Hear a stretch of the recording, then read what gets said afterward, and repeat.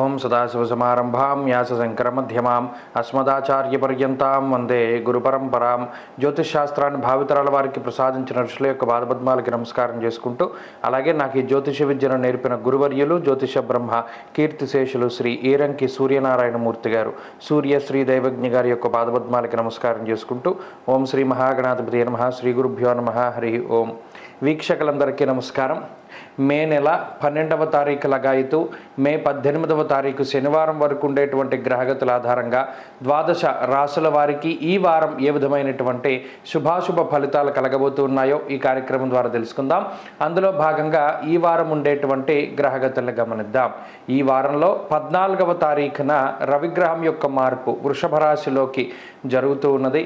రవిగురులు వృషభ రాశి యందు సంచారం చేస్తూ ఉండగా మేషరాశి యందు శుక్రబుధులు, అలాగే మీనరాశి యందు కుజరాహుల యొక్క సంచారం ఉన్నది. కుంభరాశి యందు శనేశ్వరుడు, కన్యాకేతువు సంచారంలో ఉన్నారు.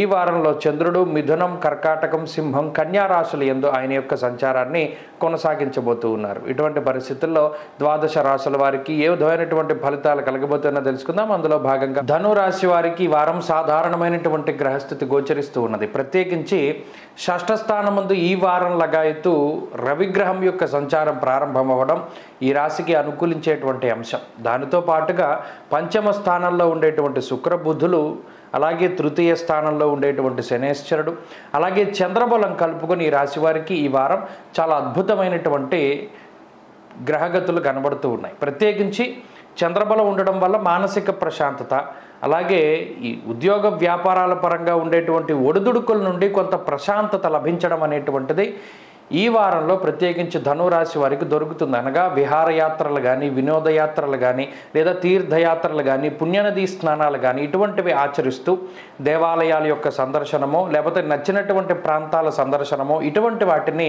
కొంత ఈ గ్రహస్థితి ప్రసాదిస్తూ ఉంటుంది. అంతేగాక పంచమంలో ఉండేటువంటి శుక్రబుధుల యొక్క సంచారం ఈ గ్రహస్థితి వల్ల మానసికమైనటువంటి పరివర్తనలో మార్పు వస్తుంది. అనగా ఇప్పటివరకు ఉండేటువంటి ఆలోచన విధానము ఇక మీదట ఉండేటువంటి ఆలోచన విధానాల్లో ప్రత్యేకమైనటువంటి మార్పులు వస్తాయి. అయితే ఈ పంచమ స్థానంలో ఉండేటువంటి శుక్రబుధుల యొక్క సంచారం ఏదైతే ఉన్నదో దీనిలో బుధుడు చాలా కీలకమైనటువంటి గ్రహంగా అభివర్ణించవచ్చు. అనగా లౌకికమైనటువంటి వ్యవహారాల్లో విజయాన్ని సాధించడానికి, సంతానానికి సంబంధించినటువంటి పురోగతిని ప్రసాదించడానికి, అలాగే ఉద్యోగపరంగా ఉండేటువంటి ఇబ్బందుల్లో నిర్ణయాత్మకమైనటువంటి పాత్రను పోషించడానికి, అనగా సమయానుకూలంగా ఆ ఇబ్బందిని ఎలా తట్టుకోవాలి, ఎలా దాటాలి అనేటువంటి విషయాలలో చక్కగా ఈ గ్రహస్థితి మీకు ఉపయుక్తంగా ఉంటుంది. ఇక్కడ కుటుంబపరమైనటువంటి విషయాల పట్లే కొంత జాగ్రత్తగా ఉండాలి. అనగా నీలాపనిందలు బంధువుల్లోనూ లేదా మీ కుటుంబ సభ్యుల్లోనూ మీ మీద కొంత దుష్ప్రచారం జరుగుతూ ఉండడం, దానివల్ల మాట పట్టింపులు ఉంటూ ఉండడం, ఇంట్లో ఉండడానికి అంత సుముఖత చూపించకపోవడం లాంటి అంశాలు, లేదా ఉద్యోగ వ్యాపారాల పరంగా వేరే చోట నివాసం ఉండేటువంటి పరిస్థితులు, ఇవి ప్రస్తుతానికి గ్రహస్థితి ధనురాశి వారిలో కనబడుతూ ఉన్నది. ఆర్థిక ఇబ్బందులు ఏమీ ఉండవు, ఆరోగ్యపరమైన సమస్య ఏమీ ఉండదు, అలాగే ఉద్యోగపరమైనటువంటి చికాకులు కూడా ఏమీ ఉండనటువంటి పరిస్థితి ఈ వారంలో చూడవచ్చును. ప్రత్యేకించి విద్యార్థులకి ఈ వారం గ్రహస్థితి చాలా అనుకూలంగా ఉంటుంది. అలాగే వ్యాపార పరంగా కూడా మంచి ఫలితాలని ఈ గ్రహస్థితి ప్రసాదిస్తూ ఉంటుంది. అంతేకాక స్త్రీలకు ప్రత్యేకించి ఈ గ్రహస్థితి మానసికమైనటువంటి ప్రశాంతతని కలగజేస్తూ అటు ఉద్యోగ వ్యాపారాల్లో ఉండేటువంటి స్త్రీలకి కూడా లాభసాటిగా ఈ గ్రహస్థితి ఫలితాన్ని ఇస్తూ ఉంటుంది. ధనురాశి వారి ఈ వారం మరింత అనుకూలమైనటువంటి ఫలితాలను సాధించడానికై ఆంజనేయ స్వామి వారి యొక్క ఆరాధన, ఆంజనేయ స్తోత్ర పారాయణ చేస్తూ ఉండడం చెప్పదగినటువంటి సూచన.